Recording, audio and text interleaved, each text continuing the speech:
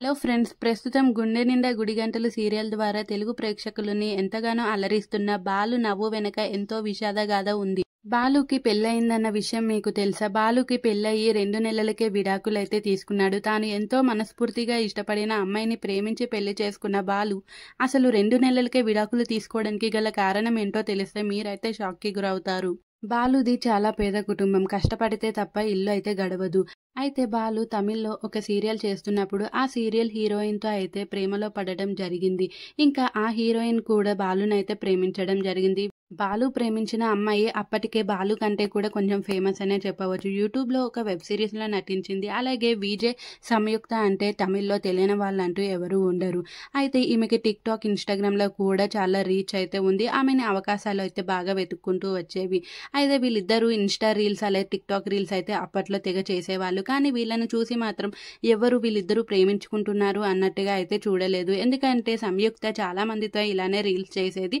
బాలుతో కూడా కామన్ అని అనుకునేవాళ్ళు. అయితే సంయుక్త తన తండ్రి గురించి చెప్తూ తన తండ్రి వాళ్ళని చిన్నప్పుడే వదిలేసి వెళ్ళిపోయారు. ఇప్పుడు నేను మా అమ్మనే ఉంటున్నాం.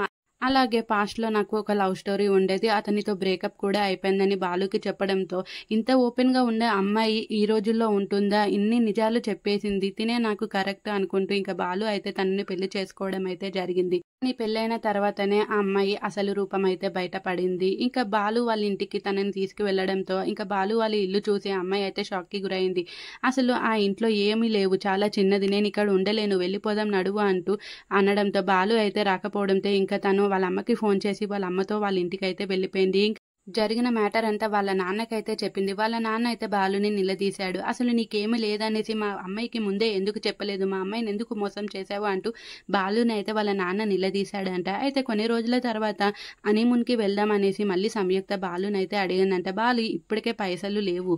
చాలా ఖర్చు అయిపోయాయి. నేను కష్టపడిందంతా పెళ్లికే అయిపోయింది. కొన్ని రోజులు ఆగు అనేసి బాలు అనడంతో ఆమె ఇంకా బాలు మీద కోపం చిరాకుతో ఇంకా నీ విడాకులు తీసుకుందాం. ఇంకా మనిద్దరికి సెట్ కాదు అంటూ బాలుని రోజు హింసించేదంట. కానీ విడాకులు అయిన తర్వాత మాత్రం మొత్తం బాలు మీదే తోసేసి తను నన్ను చాలా వేధించేవాడు, లైంగికంగా కూడా వేధించేవాడు అంటూ బాలు మీద నిందలు వేసింది. ఇక బాలు తన ఎక్స్ బాయ్ ఫ్రెండ్‌తో తను మళ్ళీ అక్రమ సంబంధం పెట్టుకుందని, తనతో తిరుగుతుందంటూ ఒక ఆడియోనైతే బయటపెట్టి తన మీద పడిన నిందనైతే పోగొట్టుకున్నాడు. సంయుక్త మాత్రం బాలుని డబ్బు కోసమే ప్రేమించి పెళ్లి చేసుకుందంటూ ఇంకా తమిళియన్స్ కూడా అందరూ అనడం స్టార్ట్ చేశారు. ప్రస్తుతం బాలు అయితే తెలుగులో చాలా బిజీగా ఉన్నాడు.